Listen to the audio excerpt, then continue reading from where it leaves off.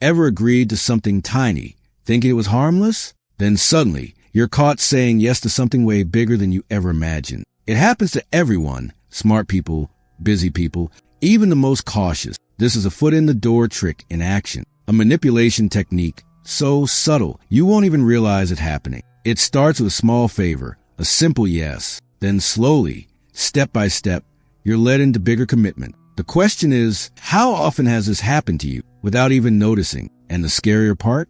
Most of the time, you actually want to say yes. By the end of this video, you'll see how manipulators quietly use this trick and how to stop them. It all starts with something small, something innocent. Maybe a friend asks you to help with a tiny task. You think, it's no big deal, I can do this. So you say yes. The next day, they ask for a slightly bigger favor. You hesitate for a moment, but then agree. Why do we find it so hard to say no, even when it's against our own interest? It's because our brain loves consistency. Once we commit to something small, we feel pressured to stay consistent. Manipulators know this instinct very well. Marketers use it every single day.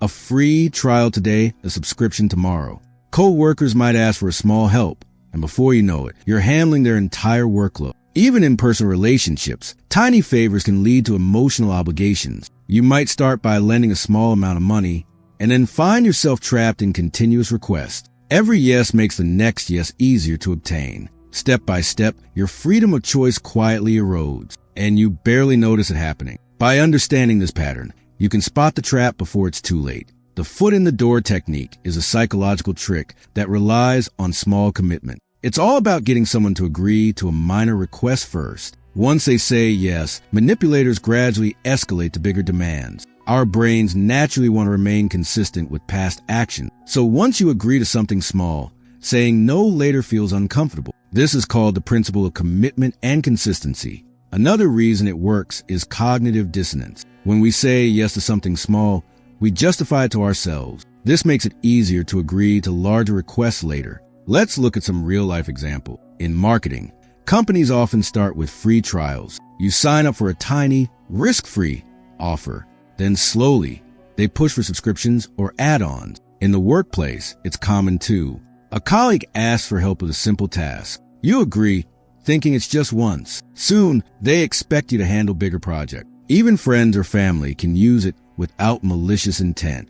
Small favors today can turn into ongoing obligations tomorrow. This trick also shows up in personal relationships. Someone might ask for a tiny favor at first, a small, seemingly harmless request. You say yes, want to be helpful. Then step by step, more significant favors follow. Before you realize it, your yes has created an expectation. This is emotional manipulation in its subtle form. Why do manipulators rely on this technique? Because it's effortless for them. They don't need force or threats. All they need is your natural tendency to be consistent and your desire to avoid conflict. Foot in the door works best when the initial request is small and easy.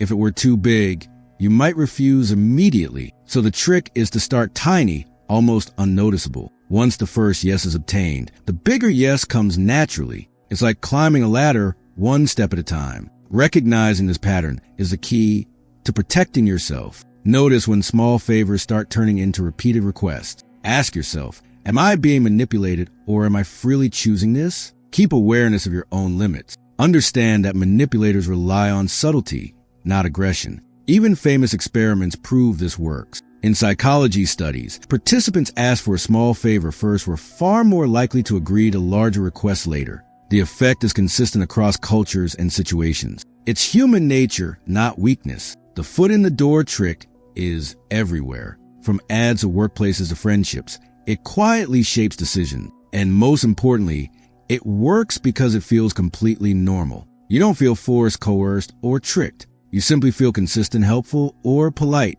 Now that you know how it works, you can spot it in your own life. The first step to defense is awareness. Once you recognize the pattern, the next steps are easier.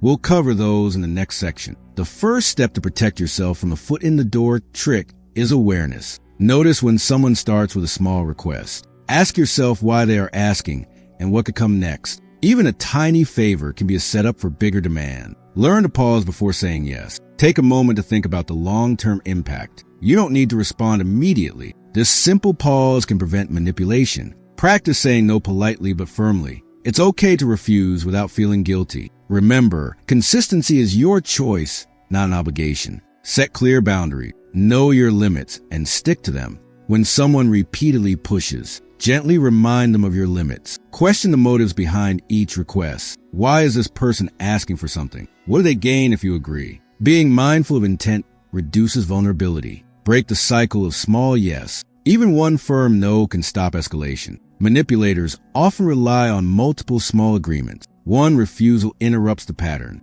Keep a mental checklist of your commitment. If a new request conflicts with your priorities, it's okay to decline. Protect your time and energy. Don't let social pressure dictate your decision. Observe patterns over time. Some people repeatedly use this technique. Recognizing a habit allows you to respond proactively. Learn to assert yourself confidently. Confidence in refusal reduces manipulation attempts. You don't owe explanations for every decision. Use the power of "I'll think about it" instead of an immediate yes. It gives you space to evaluate and avoid knee-jerk compliance. Educate yourself about psychological tricks. Knowing how manipulation works strengthens your defense. Techniques like foot in the door are predictable once understood. Finally, trust your instincts. If something feels off, it probably is. Your gut reaction is a natural alert system. Follow it before committing to requests. By applying these steps, you regain control. Small favors stop becoming traps. Your yes is truly your choice.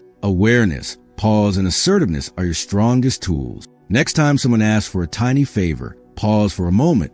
Remember, that small yes could be the first step in a much bigger trap. Awareness is your first line of defense. Your choices are yours alone.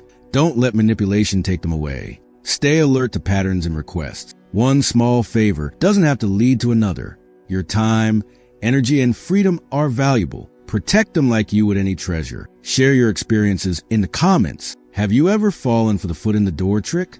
Or maybe you spotted it just in time. Your story can help others recognize it too. Subscribe and hit the notification bell. We explore hidden psychological tricks every week. Don't let manipulators control your decision. Knowledge is power, and now you have it. Take control of your think before you agree. Assert your boundaries. Stay mindful, stay strong, and never be an automatic yes again.